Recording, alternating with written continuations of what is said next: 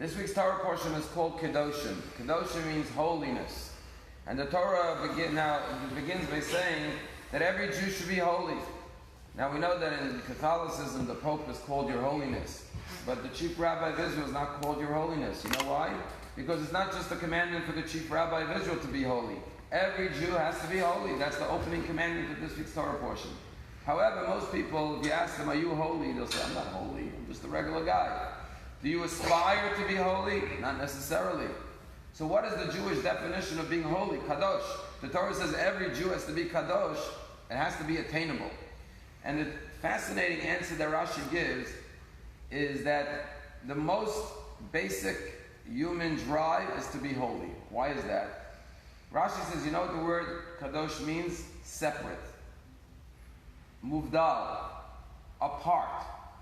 Now what does it mean to be apart? It means to be unique, to be distinctive, to be special. You know what every human being wants more than anything else? To stand out in some way. This one wants to be a multi-millionaire. He wants to be known as he's very rich. This person wants to go to the gym and big muscles. Everyone should say he's a bodybuilder. The next one wants to be the most beautiful person, works in the beauty, to get themselves plastic surgery, you know. This one wants to write a book that everyone should know he's the most famous author, right? Everyone wants to stand out as separate, apart, different than everyone else. That's what drives people to stand out and succeed in life. And here the Torah says, yeah, you should be separate. You should be apart. You should be distinctive and unique, but not in material things. Not that you're the skinniest guy or the richest guy or the smart. No, kadosh in morality and ethics. And there we have a whole list of things you should be separate and special in. The way you fear and revere your mother and father. The way you love your neighbor as yourself. The way you treat the stranger. The way you're honest in business. All these commandments in this week's Torah, these are the areas you should strive to be distinctive. People should say, he's the most honest person. He's the most compassionate, loving person. He is the kindest person. On and on and on. In those areas of morality and ethics, all the commandments in this week's parsha, that's where you should stand out. You should strive that your reputation should be that you adhere to these commandments of honoring your parents in the most extraordinary way, that you stand out from everyone else. Because it's a human drive to want to stand out, to be special. Everyone wants to be special. The question is what you choose to be special in. What do you want to be famous for? What do you want to be known as being apart from everyone else in what areas? And what's the very first thing Rashi says? The first area of holiness is to be separate in the area of arayot. Arayot is sexual propriety. In other words, we just came from last week's parsha, all the forbidden intimate relationships, and now we come to this week's parsha, we have more forbidden relationships. You should be kadosh umuvdol. You should be apart from the immoral behavior and conduct. And from this opening aliyah section, we have a law in code of Jewish law. You know, sometimes people say, are you shomer? So everyone thinks it means shomer Shabbat. But there's another shomer. If you go to high school kids or college kids, say, you shomer, you know what they're talking about? Shomer Megiyah.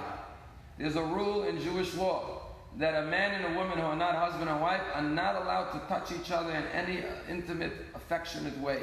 Which means religious boys and girls, until they get married, if they follow Shulchan Aruch, they never kissed each other. They never hugged each other. It's a beautiful thing if you think about it, right? And they save it for marriage, so to speak. Why? Because you start touching, affectionate, one thing leads to another. So I know a lot of parents whose kids go to public school, they wish their kids were Shomer Negiyah. But in halakha, you have to be Shomer Negiyah, and it's a big challenge. You talk to people, they date, they get engaged, they can't touch till they get married. Shomer Negiyah. It's a very popular term. And I think what's funny or ironic is that sometimes the modern world shows us how important the commandments are and how wise they are. The latest candidate in the Democratic Party to throw himself into the race is Joe Biden. And what's his problem? He wasn't Shomer Negiyah.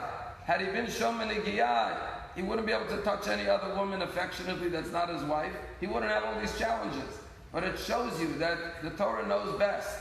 You may think you're just touching someone affectionately, but they're not getting that impression and they're not appreciating it. And therefore, you should not be affectionate with any other woman besides your wife. However, there are times when you have to. The Talmud says that if you see a woman drowning and you say, I'm too pious to jump in and save her, that's a chassid shoter. He's a pious person who's a fool. Or if a woman has to go to a male doctor, or a male has to go to a female doctor, of course that's permitted under Jewish law. But just to do it in an affectionate way without any purpose, that is forbidden based on Kedoshim. Be separate, be apart. Don't let one thing lead to the other. I'll just tell you a story. There was a Zen master who was walking with his student, and they came to a river, and there was a woman who needed to cross the river, a beautiful woman, and she couldn't get across. So the Zen master picked up the woman, carried her across the river, and put her down on the other side. The student was shocked. We don't touch women. How could the Zen master carry this beautiful woman? So he's walking. An hour later, the student says to the master, "Can I ask you a question?" He says, "Yeah, sure." He says, "In our tradition, we're very careful not to touch women. How did you carry this beautiful woman across the river?" And the Zen master looked at the student and said, "I put her down an hour ago. Why are you still carrying her?" And morality is not just in our actions, not just in our words, but also in our thought. And in today's world, which is filled with immorality, as you know, it's very important to remember. This week's parsha tells us, if you want to have good relationships and marriages and healthy marriages, and not see all the challenges we see in our society, unfortunately, listen to the Torah and be kadosh, be a part, not just in forbidden intimate relationships, but in all areas. Make sure that you're not in the gray zone, but you're very, very much in the positive, good zone.